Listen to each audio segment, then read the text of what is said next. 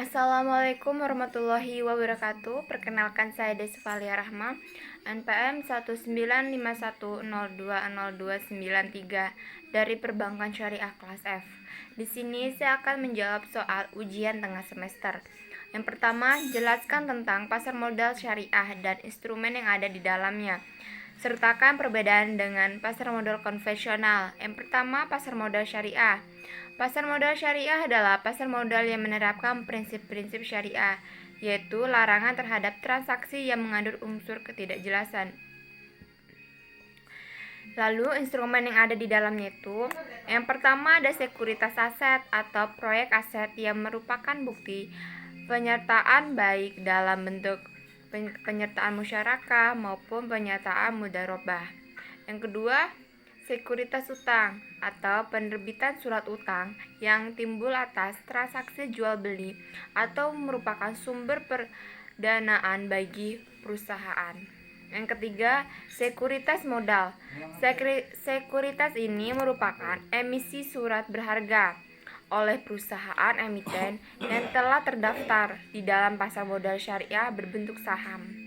Lalu perbedaan dengan pasar modal konvensional itu, yang pertama, pasar konvensional itu kegiatannya tidak terikat oleh prinsip syariah, sedangkan pasar modal syariah itu terikat pada prinsip syariah.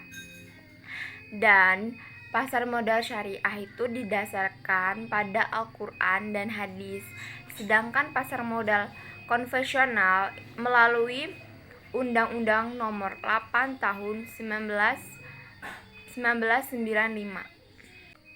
Soal yang kedua, sebutkan resiko yang dapat terjadi di pasar modal syariah dan bagaimana sih cara menanggulangi resiko tersebut.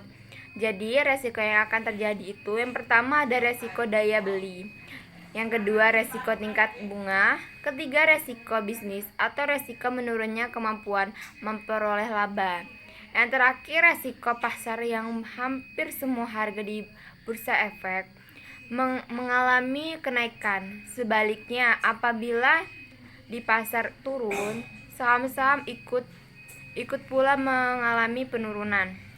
Lalu cara menanggulangi resikonya itu, yang pertama, kita harus bisa mengoptimalkan diversifikasi di bidang saham yang akan kita kelola. Lalu kita harus lebih berhati-hati dalam memilih perusahaan yang akan kita beli.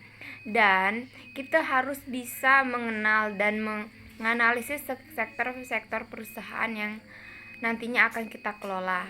Yang terakhir, lebih baik menggunakan investasi jangka panjang. Nah, soal yang nomor 3, bagaimana syarat menjadi seorang investor saham syariah? Yang pertama, harus memiliki perusahaan efek yang mempunyai syariah online trading system.